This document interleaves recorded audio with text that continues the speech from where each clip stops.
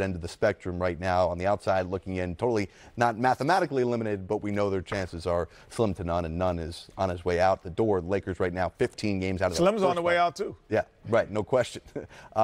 When you look at the Lakers and LeBron, who you're going to see on TNT tonight against the Raptors, and LeBron will play, we'll see what type of minutes restriction he does or doesn't have. But the question that I've been hearing, and you're out in L.A., you live there, that we've been hearing is it LeBron not embracing what's going on in the L.A. community with L.A., with the Lakers, or is it more of Laker Nation still either feeling for Kobe or just not embracing the whole LeBron era just yet? Well, you lose games. When you're not in the playoffs, they don't embrace it. You know, it has nothing to do with him being in the community, has nothing to do with missing Kobe Bryant. You know, the expectation was LeBron James has been in the finals the last 9 years. And they were like, this is going to be another year he's going to take the Los Angeles Lakers to the finals. And his injury has even kept him out of the postseason, you know, missing that many games. And then when he came back, they didn't play well either. So that is the sole reason why you have a disconnect in Los Angeles. Next year, if they're in the playoffs, if they're trying to contend for titles, no one will be talking about this season. It is only about winning championships in Los Angeles. It's the same way we're in March Madness.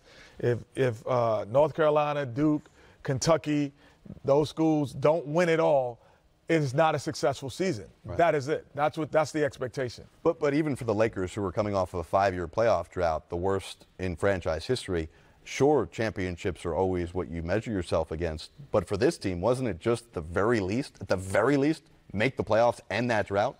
I think it's more when LeBron James walks into the room, because he has taken teams that most would say they don't have the best talent, but they're in the finals. You know, wow, how did they get there? So I think overall the expectation was he was going to be in the Western Conference Finals or the Finals and say, we're going to be the one that's got to fight Golden State, and do we have enough? And that's not the case. You know, they have some really good young talent. We're looking at one now with Kyle Kuzma. But overall, the injury, along with him coming back, and the pressure of the lack of or the not happening of any trades took a toll on his team.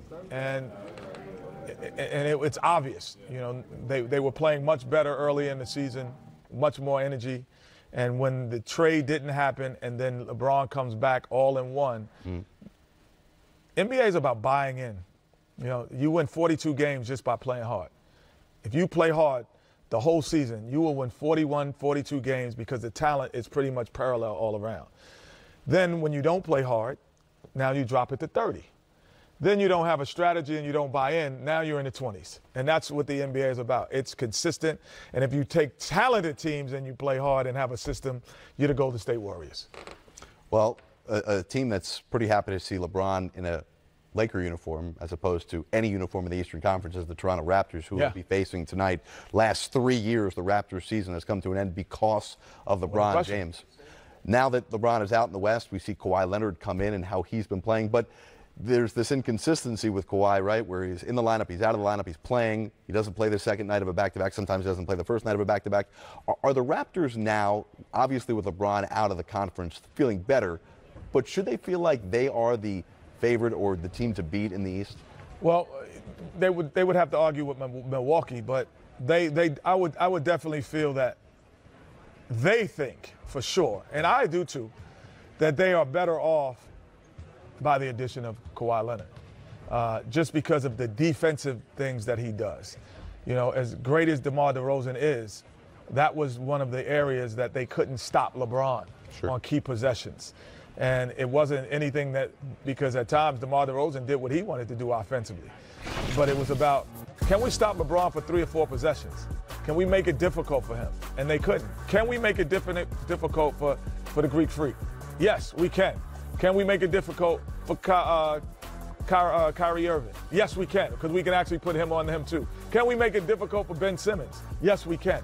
So before, they had no one that they could say defensively could make it difficult for the other team's best player at that position. What about the fact that this team has had so many different lineups with Kawhi sitting when he's healthy for load management? Lowry missing time. Is there any chemistry things that you worry about? No, because they played enough games with him. And when the playoffs start, he won't miss any games. Right. He'll play the whole playoffs. You're not going to load management a playoff game or a playoff series. So he's doing this to do that. So he'll be there every day, and you're consistent. Your game plan changes in the playoff. Mm-hmm. You shorten your rotations. Certain guys are on the floor longer. You get a better, easier rhythm, and you know who you are very quickly when the playoffs start. Speaking of quick, real quick on this one. With Kawhi being a finals MVP, and I know we have Kyrie, who hit one of the biggest, if not the biggest shots in finals history. Is he the player you want to most have on your team in the Eastern Conference playoff race because of Kawhi's experience? Man. Got a lot. You got Giannis. You got Embiid. Yeah, Giannis. You know, I would say I would take Giannis only because, not forget the experience part. He's the most difficult guy to guard in the NBA, and he's the most efficient guy around the rim. So when I need a basket, and if I can get the ball into the paint to him, I'm going to have a 80 to 85% chance that something great is going to happen, not good. So I would still go with Giannis. A lot of numbers you're throwing out. I like it. It's Pi Day. That's Yeah. probably why, right? It's Pi Day? I didn't know that. You didn't know that? No, I did not. I don't know what it means. I just know it's 3.1.